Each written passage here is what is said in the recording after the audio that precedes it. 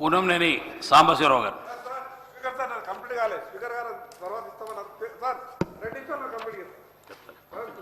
అధ్యక్ష, thank you sir. Sorry, ఇవాళ నా వాయిస్ కూడా బాగాలేదు, సమయం కూడా ఎక్కువ తీసుకోండి.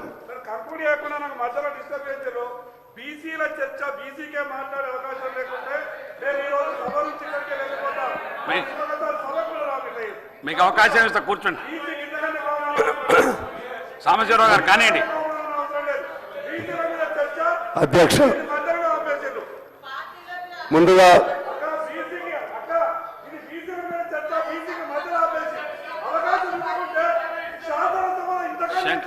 శంకర్ గారు కూర్చోండి, మళ్ళీ మీకు అవుతామని కూర్చోండి. ముందుగా కూర్చోండి.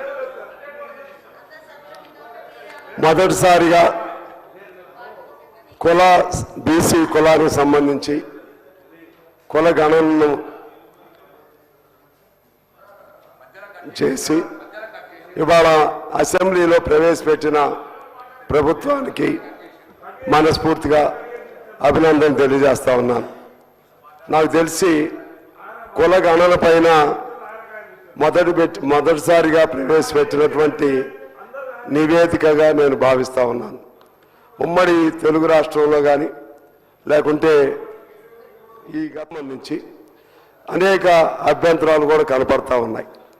ముఖ్యంగా ఇది ఉండవలసినంత సమగ్రంగా లేదని, కొన్ని కుటుంబాలు మిస్ అయ్యాయని ప్రభుత్వం కూడా చెప్పింది. దాదాపు 3 లక్షల కుటుంబాలు మిస్ అయ్యాయని, దీన్ని ఎలా కవరప్ చేయాలో జాగ్రత్తగా ప్రభుత్వం ఆలోచన చేయాల్సిన అవసరం ఉందని నేను కోరుతా ఉన్నాను.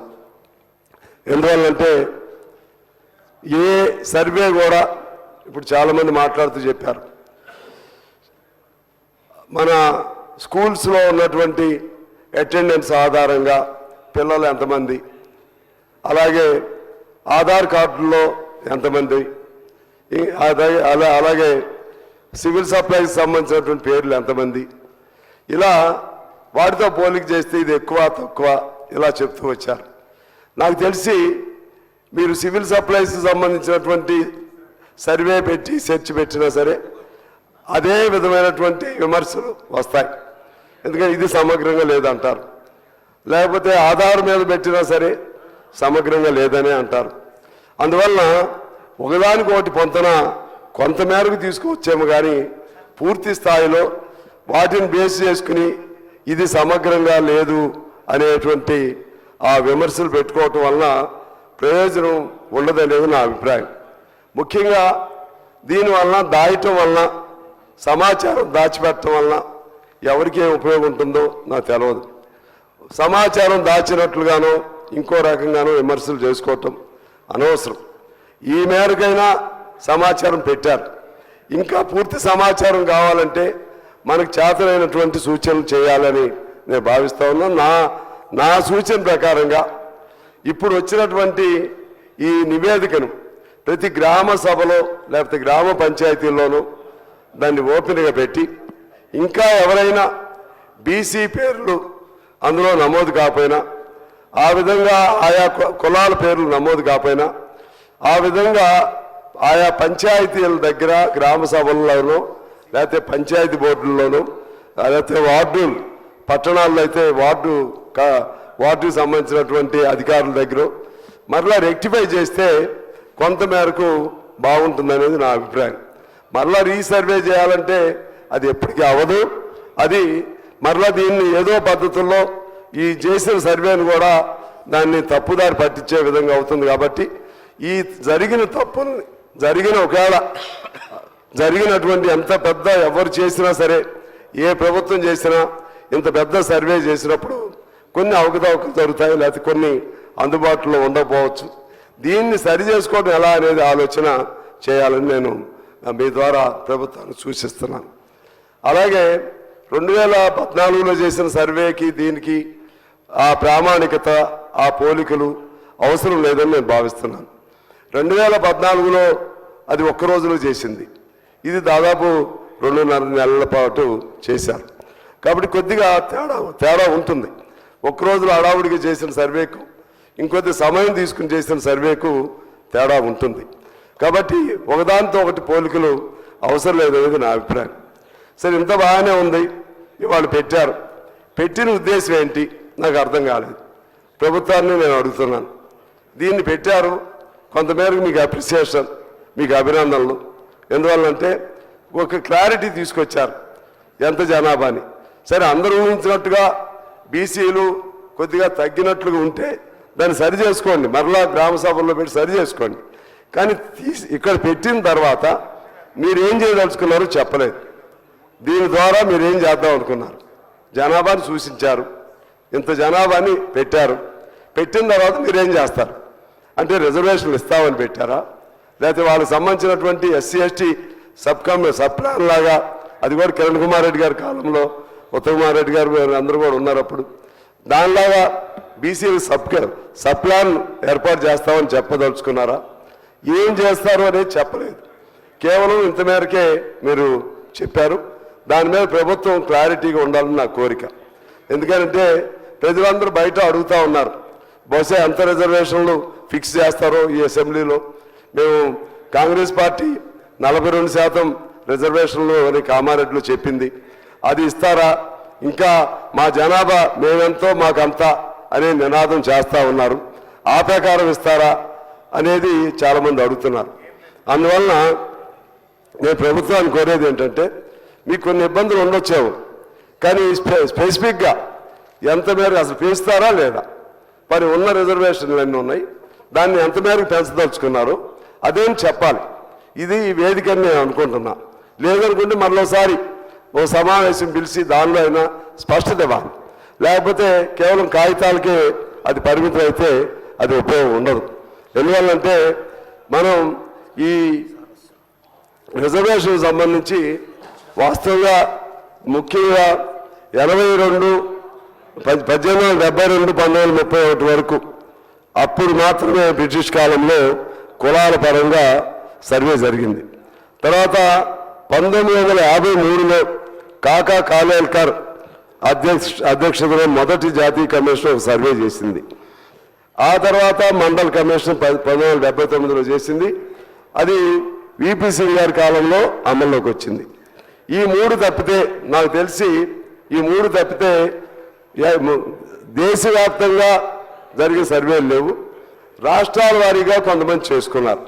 మన రాష్ట్రంలో కూడా బీసీలకు సంబంధించి ఎన్టీ రామారావు గారు ఆనాడు అందరికంటే చొరవగా బీసీలు కానీ లేకపోతే మహిళలు కానీ పంచాయతీల్లో కానీ అందరికంటే చొరవగా అప్పుడు బహుశా 89 కంటే ముందే బహుశా అనుకుంటున్నాను రిజర్వేషన్ ఇవ్వటం జరిగింది. అందువల్ల నేను ప్రభుత్వాన్ని, ముఖ్యమంత్రి గారిని, మీ మంత్రివర్గ సహచరులందరూ కోరుతా ఉన్నాను, స్పష్టంగా ఎంత చేస్తారు, ఏమిస్తారు అది కూడా మీరు చెప్పాలని కోరుతున్నాను.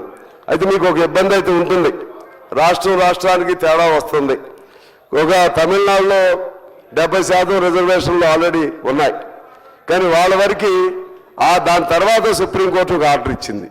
అంటే అప్పటికి ఆల్రెడీ అవి ఉన్నాయి కాబట్టి ఎగ్జిస్టెన్స్లో వాటి జోలికి వెళ్లకుండా మిగిలిన రాష్ట్రాలకన్నిటికీ 50% రిజర్వేషన్లు దాటడానికి వీలేదని చెప్పి సుప్రీంకోర్టు జడ్జిమెంట్ ఇచ్చింది. మరి ఆ జడ్జిమెంట్కి అనుగుణంగా మీరు చేయాల్సిన అవసరం ఉంటుంది. మరలా ఇక్కడ ప్రజలను సంతృప్తి పరచడం కోసం మేము ఎంత పెట్టామని కోర్టులు అంగీకరించలేదు అనకుండా ప్రాక్టికల్గానే ఆ జడ్జిమెంట్ పరిధి ఇది ఉంది, 50 లోపు ఉంది. ఆ 50 లోపు ప్రకారంగా మీకు కొంత పెంచుతున్నాం. మీరు ఒకవేళ కామారెడ్డిలో 44 అని మీరు అన్నా, మీరు దాన్ని మీ పార్టీలుగా ఉపయోగించుకున్నా, ఇక్కడికి వచ్చేసరికి ప్రభుత్వ పరంగా ఆ జడ్జిమెంట్ పరిధిలోనే మేము ఇంత మేరకు పెంచగలుగుతాం అని ప్రాక్టికల్గా వాస్తవంగా చెప్తే ప్రజలు అర్థం చేసుకుంటారని నా అభిప్రాయం. అలా కాకుండా ఎక్కువని ఇక్కడ పెట్టి తీర్మానం చేసి కేంద్రానికి పంపించినా కూడా అది ఉపయోగం ఉండదని నేను మీకు తెలియజేస్తా ఉన్నాను. అదేవిధంగా ఇవాళ బీసీలకు సంబంధించి ఇందాక అక్బర్ గారు చెప్పినట్లుగా ఇది కొన్ని వందల సంవత్సరాల నుంచి ఈ వివక్షత బీసీలు, ఎస్సీలు, ఎస్టీలు నడుస్తూ ఉంది. నాకు తెలిసి మను శాస్త్రం తర్వాత మను ధర్మం బహుశా క్రీస్తు పూర్వం 200 సంవత్సరాల నుంచి అప్పటి నుంచి ఈ వివక్షత కొనసాగుతూ ఉంది. ఈ వివక్షత వలన ఈ దేశం కూడా వెనకబడిపోయినట్లుగా నేను భావిస్తున్నాను. కొన్ని కోట్లాది మంది నిజంగానే అసలు బీసీలకు ఉన్నటువంటి, ఎస్సీలకు ఉన్నటువంటి నేర్పరితనం కానీ, వాళ్ళకు ఉన్నటువంటి స్కిల్ కానీ, వాళ్ళకు ఉన్నటువంటిది మరి ఎవరికి లేదు. వాళ్ళకి అదే పాపం అయింది. ఇప్పుడు మీరు తీసుకోండి, పద్మశాలి కులాన్ని తీసుకోండి, వాళ్ళు చక్కగా ఒక చీర నేసి అగ్గిపెట్టిలో పెట్టేవాళ్ళు అని చెప్తా ఉంటారు. అంత నైపుణ్యం ఎవరికి ఉండదు. అదేవిధంగా శిల్పకారులను తీసుకోండి, బండరాళ్ళను తీసుకుని పెద్ద అద్భుతమైనటువంటి కళాఖండాలను సృష్టిస్తారు. ఆ నైపుణ్యత ఎవరికి ఉండదు. అదేవిధంగా మీరు ఏ కులాన్ని తీసుకోండి, వాళ్ళంతా మిగిలిన వాళ్ళకంటే, అగ్ర కులాలుగా చెప్పబడుతున్నటువంటి వాళ్ళకంటే నైపుణ్యం ఎక్కువ ఉన్నటువంటి వాళ్ళే బీసీల్లోనూ, ఎస్సీల్లో కూడా బలంగా ఉండేవాళ్ళు. ఎస్సీల్లో యుద్ధంలో పనికొచ్చేవాళ్ళు, వ్యవసాయానికి పనికొచ్చేవాళ్ళు, అన్నిట్లో అర్హత మెరిట్ ఉన్నటువంటి వాళ్ళు బీసీలు, ఎస్సీలు, ఎస్టీలు. అదే వాళ్ళకి పాపం అయింది. ఆ రోజుల్లో ఈ కులం అనేది ఎలా వచ్చింది అంటే, ఆ మను చెప్పాడా, ఇంకో పొల్లయ్య చెప్పాడు, ఎలా చెప్పాడో తెలియదు. కానీ అప్పటి నుంచి ఈ పాపం, ఇదిగో నీకు ఈ బట్టలు నేయటం వచ్చు కాబట్టి నువ్వు ఆ కులం, లేకపోతే నువ్వు కొండలు తయారు చేయటం వచ్చు కాబట్టి నీకు ఈ కులం. అంటే ఎవరికైతే నేర్పరితనం ఉందో వాళ్ళందరినీ బంధించారు, కులమైన దానిలో బంధించారు, కుల నిశ్చయాలను తీసుకొచ్చారు. ఆ విధంగా చేయటం వలన ఆ కులాల్లో బంధించబడటం వలన ఎవరు సమర్థులో, అర్హత కలిగిన వాళ్ళు హక్కు లేకుండా పోయారు. తెలివితేటలుగా పై తెలివితేటల ద్వారా లేదా ఇంకో పద్ధతుల ద్వారానో చేసుకున్న వాళ్ళు పైకి వచ్చారు, వాళ్ళు అగ్ర కులాలు అయ్యారు. సరే అయిపోయారు, ఇప్పుడు దాని జోలికి అవసరం లేదు. ఇప్పుడు ఏం చేయాలి, ఇప్పుడు ఏమి న్యాయం కలిగించాలి? ఎందువల్లంటే ఇప్పుడు కూడా రిక్షాలు దొక్కే వాళ్ళైనా ఈ పేదవాళ్ళే, ఆటోలు నడిపే వాళ్ళైనా ఈ పేదవాళ్ళే, ఆ హోటల్లో కప్పులు కడిగే వాళ్ళైనా వీళ్ళే. మీరు ఎక్కడైనా తీసుకోండి ఈ పేదవాళ్ళే. అందువలన కొంతమంది అంటూ ఉంటారు రిజర్వేషన్స్ ఇంకా ఎంతకాలం అని. కోర్స్ అప్పుడు బిగినింగ్లో రాజ్యాంగం కాలంలో 10 ఏళ్ళని పెట్టారు. మరి 10 ఏళ్ళని పెట్టినా ఇంతవరకు సమస్య పరిష్కారం కాలేదు. సమస్య పరిష్కారం కానప్పుడు సహజంగానే అది మరలా ఇది ఎక్స్టెన్షన్ అడుగుతూనే ఉంటారు. 10 ఏళ్లలో పేదరికం పోయిందా? 10 ఏళ్లలో రిజర్వేషన్ అందరూ కింద స్థాయి నుంచి సమస్థాయికి వచ్చారా? ఎక్కడ జరగలేదు. కాబట్టి ఇదంతా ప్రభుత్వాల వైఫల్యం నేపథ్యంలో రిజర్వేషన్లు అనేది తప్పనిసరి ప్రక్రియగానే మనం చూడాలి. ఎందుకంటే ఒక గ్రామంలో ఒక చదువుకున్నవాడు ఉంటే అతని ప్రభావం చాలా ఉంటుంది. మనం చూస్తూ ఉన్నాం. ఒక అంబేద్కర్ ఈ జాతి మొత్తాన్ని ప్రభావితం చేయగలిగాడు. ఒక గ్రామంలో ఒక చదువుకున్నవాడు ఉండి ఒకడికి ఉద్యోగం వస్తే తన ప్రభావంతో కొన్ని వందల మంది, వందల ఇళ్ళు ఆ ప్రభావితంతో వాళ్ళు పైకి రావడానికి కృషి చేస్తారు. అందువలన రిజర్వేషన్ అనేది తప్పదు. అది ఎంతకాలం ఏమిటనేది ఈ ప్రభుత్వాలు ఎంతకాలం దీన్ని ముందుకు తీసుకెళ్ళగలుగుతాయి, అభివృద్ధిలో అసమానత లేనటువంటి వ్యవస్థను ఎప్పుడు అందిస్తాయో అప్పటి వరకు ఇది తప్పదు. కానీ ఇదే సమయంలో జనం ఏమైనా ఆశిస్తున్నారంటే మాకు రిజర్వేషన్లు వస్తే మాకు ఏదో ఉద్యోగాలు వస్తాయని ఆశిస్తున్నారు. నేనేం అనుకోవట్లేదు. వస్తే ఒక ఉద్యోగం వచ్చినా సంతోషమే, దాన్నే నేను తప్పు పట్టను.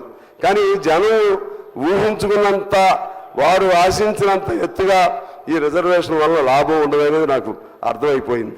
ఎందుకు అర్థమైందంటే దానికి వ్యతిరేకంగా నేను చెప్పట్లేదు, ఉండాల్సిందే. ఎందుకని నన్ను అడుగుతున్నానంటే ఇవాళ ప్రభుత్వ రంగంలో ఉద్యోగాలు లేవు. ఇది you can take it for granted. ప్రభుత్వంలో కొత్త ఉద్యోగాలు లేవు, ఏదో కొన్ని ఇస్తున్నారు. అది చాలదు కదా ఈ కోట్ల జనాభాలో.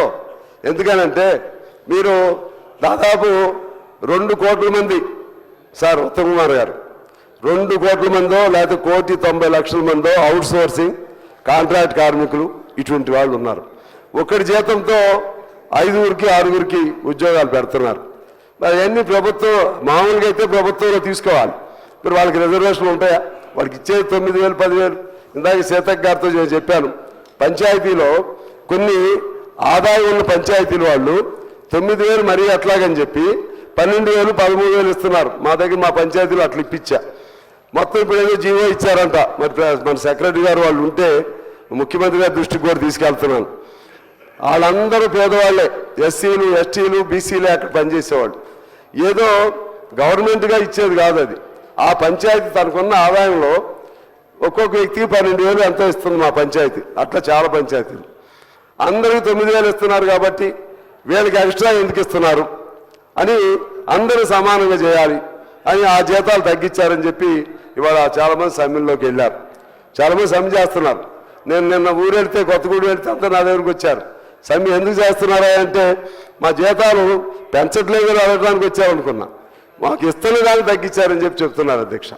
అందువలన ఇటువంటి కొద్దిగా మనం జాగ్రత్తలు తీసుకోవాలి. అందువల్ల రిజర్వేషన్ వలన ఎంత ఉపయోగాలు నాకు తెలియదు, కానీ ఏమి చేస్తారో ఓ స్పష్టతగా చెప్పి ప్రభుత్వం కూడా ప్రజలు అర్థం చేసుకుంటారని నేను భావిస్తున్నాను. ముఖ్యమంత్రి గారితో చెప్తున్నాను.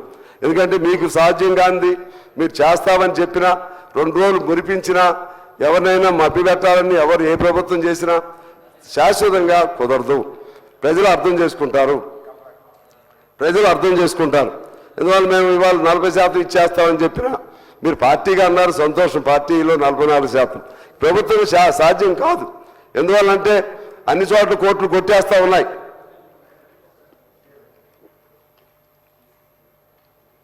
కాబట్టి ఒక క్లారిటీతో, ఒక స్పష్టంగా, ఒక పారదర్శకంగా, ట్రాన్స్పరెంట్గా ఇవాళ మంచి పని చేశారు. For that I appreciate this your government. ఎందుకంటే ఎవరు కూడా as per my knowledge is concerned until now in specially in Telugu speaking states never introduced any kind of cash census in the assembly. You have done that one. For that I appreciate you. ఎందుకంటే 2014లో కూడా at that time I was not a member of this house. 2014 అప్పుడు చేశారు ఒక రోజులో. అది పెట్టారో లేదు నాకు తెలియదు. మరి ఇక్కడ కనీసం అది పెట్టారో లేదు తెలియదు. పెట్టుంటే సంతోషమే. మరి ఎవరు పెట్టలేదు, మీరు పెట్టారు, చేశారు. With good intention you have done this much, but ultimate result what I want is what kind of intention you have in your mind in introducing the bill here, introducing the statement or report here. So you should have some idea, some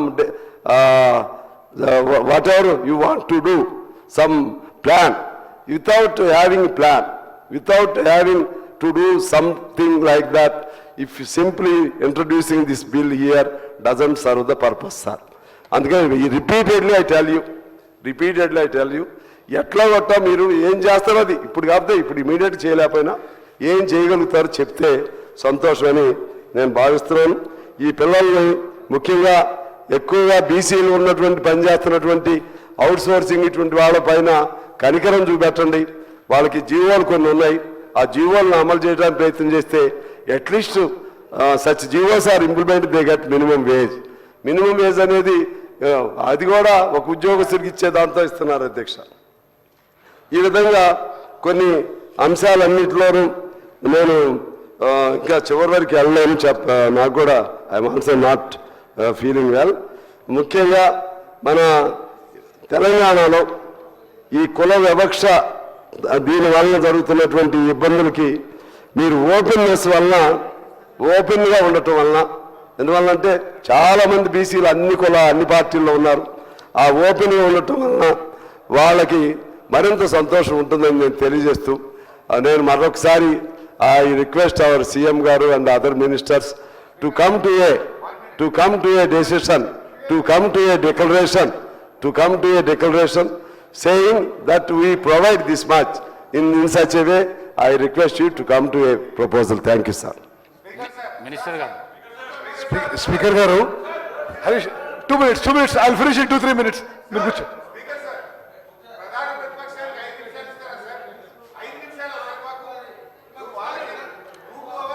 speaker గారు, గౌరవనీయులు కూనంనేని సాంబశివరావు గారు చాలా బాగా మాట్లాడి చాలా పాజిటివ్గా కొన్ని మంచి సూచనలు కూడా ఇచ్చారు.